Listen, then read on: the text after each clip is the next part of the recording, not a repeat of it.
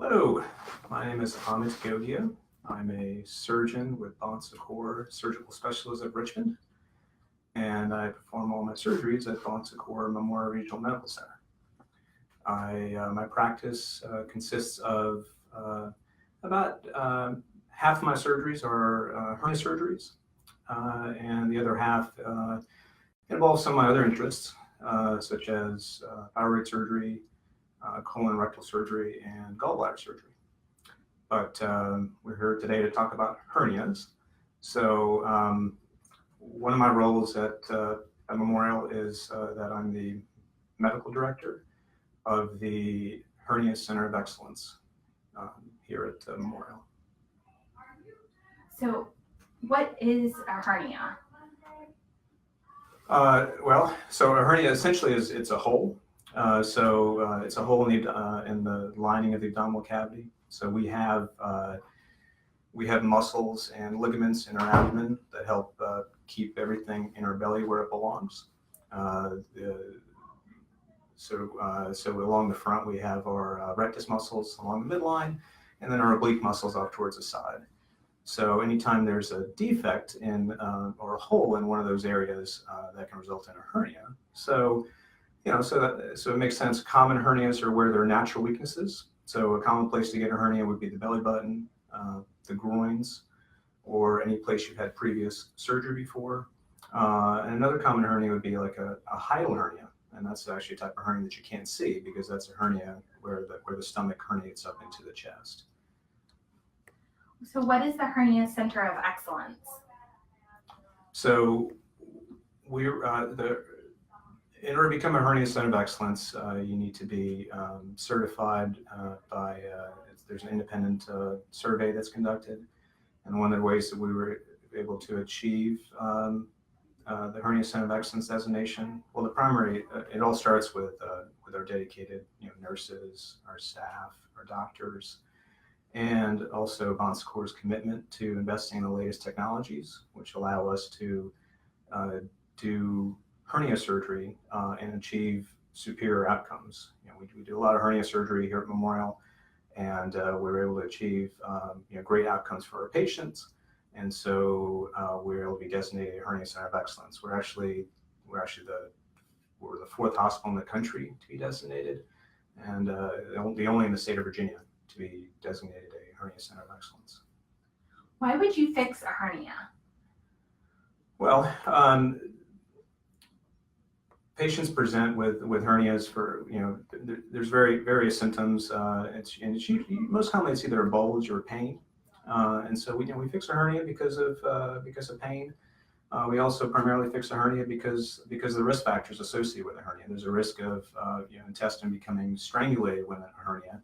If that was to happen, that becomes a surgical emergency. And we certainly don't want that to happen. You're much better off having your hernia fixed electively, where you can come in, have it done electively, most of the time go home the same day, have a quick recovery, and avoid any of those complications associated with a hernia. You said intestines can become strangulated. What does that mean? So we mentioned before, a hernia is like a hole. So anytime, say for example, there's a hernia at your belly button. That's a common place to get a hernia. Whatever's behind that hole pushes through that hole whenever you bear down or you cough or you strain.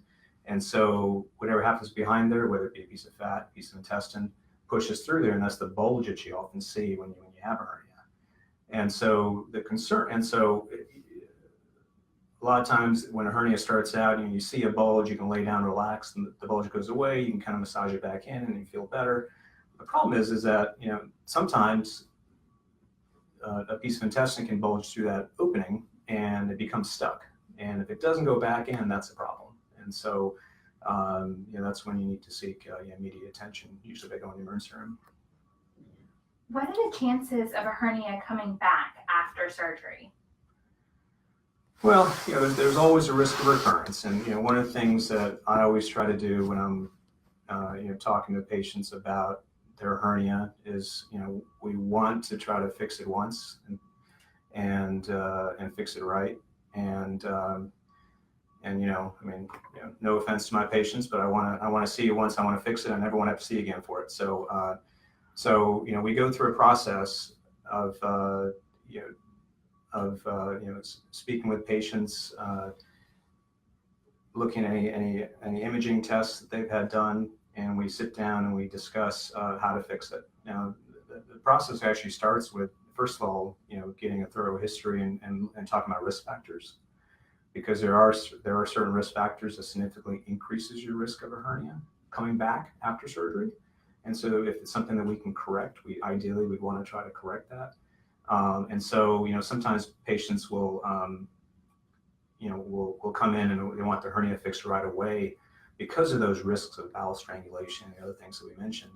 But sometimes it's actually, a short delay in surgery. Sometimes, it's something we discuss. And the two most common reasons that we typically encounter to delay surgery would be things like smoking or obesity. That doesn't mean that there's not one thing that would prevent you from having hernia surgery, but for example, nicotine use is the number one risk factor for hernia coming back after hernia surgery. So ideally we would have patients abstaining from all nicotine products for 6 weeks prior to surgery. And so once we've gone through the risk factors, then we would sit down and we talk about how are we going to fix the hernia. And every hernia is a little bit different. There's not one particular surgery that's good for everyone. Now I do the majority of my surgeries on the Da Vinci, some people call it the robot, but essentially it allows me to do a lot of these surgical techniques. Allows me to do them minimally invasively, so small incisions, quicker recovery, minimal pain. Getting you back to your life as quick as possible. And there's certain techniques that we use to fix this hernia. We want to, ideally, we want to try to restore abdominal anatomy. So it's not really a simple process of just patching a hole. So maybe we can talk a little bit more exactly what a hernia is. So I mentioned before that a hernia is a hole. Well, it's not quite really just a hole. Like if you think of if you can imagine like a barrel. And a barrel full of water, and you drill a hole in the barrel, and so now there's water flowing out of that barrel. How would you fix that hole? How would you fix it? You plug the hole. Right, exactly. Yeah. So you take a cork or a bung and plug the hole. When I talk to patients about their hernia, I tend not to want to use that analogy, like a bucket or a barrel. First of all, patients don't particularly like to be told that their abdomen looks like a barrel, but also because it's not quite really what's going on. So the way I like to describe it is, say you just imagine a frozen pond, and you have an opening in the center of the pond where it's not frozen.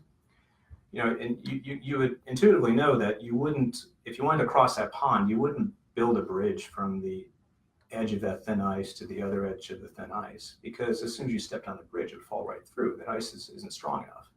And so when you're building that bridge, you want to build a bridge from that strong ice on one shore to strong ice on the other shore. So and so that's the concept of fixing a hernia. So it's not just the hole, but it's that weakness around the hole. So we need to address that. That's why if we just went in and just sewed the hole closed, the hernia would likely come back. I mean, the stitches would be in weak tissue or weak ice. And over time, it'd probably be a painful surgery, because those stitches would be pulling, and over time, those stitches would actually pull through, and you'd wind up with another hernia. And so that's why we talk about, tissue reinforcement, and some of the tissue reinforcements we use is mesh. And that's part of the reason. So, and certainly, every hernia doesn't need mesh, but most hernias do need some form of tissue reinforcement to keep them coming back, because that's our ultimate goal. I mean, when you go to see a surgeon for a hernia, you want quick recovery, you want minimal pain, you want it to last forever. You don't want to deal with it again, and you want your anatomy to be restored, so you have all your function back. So that's some of our goals when we sit down and talk about fixing a hernia. If I have one hernia, am I more likely to have other hernias? Well,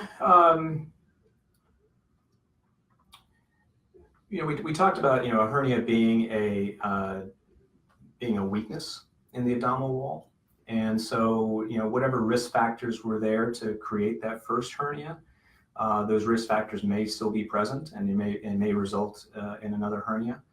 Um, Another way to think about it is that we frequently one of the most common forms of surgeries of hernia surgery or hernias is an inguinal hernia or a hernia in the groin. And so a lot of times patients will come to me and with a bulge in their left groin, for example, and after examining the patient, we find a small hernia on the right side. And that makes sense. Because the same process that was happening on the left is also happening on the right. Whatever risk factors are there, whatever caused that hernia, can happen elsewhere. So in that regard, I mean, it's certainly possible for someone to be prone to developing another hernia. I know I have a hernia, but I don't really want to have surgery right now. Can I wait? That's a good question. It's the short answer would be yes. The question most of the time, but the question would be for how long. I think it's important to if you have a hernia, be evaluated by a hernia surgeon to help work that through with you as far as how soon you need to have it fixed. The vast majority of hernias are elective, and we like to keep them that way. I mentioned before, you don't want to come in the middle of the night to have emergency surgery.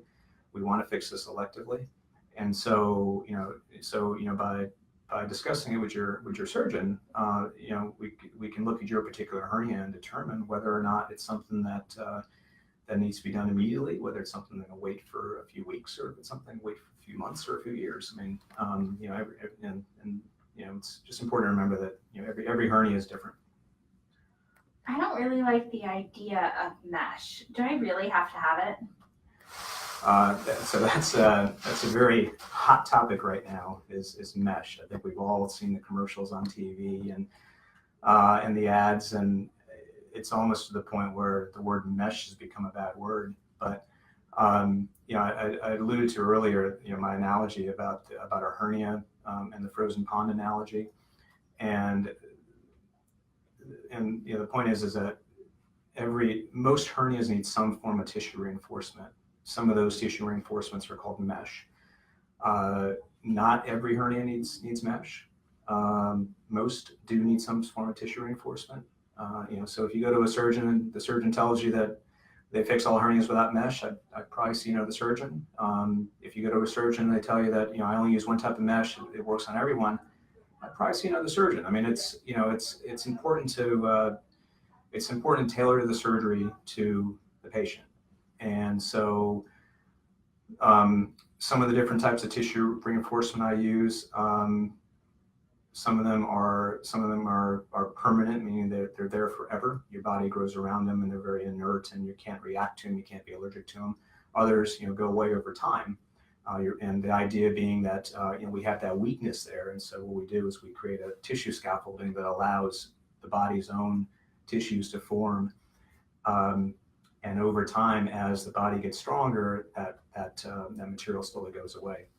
And so that's why so it's not.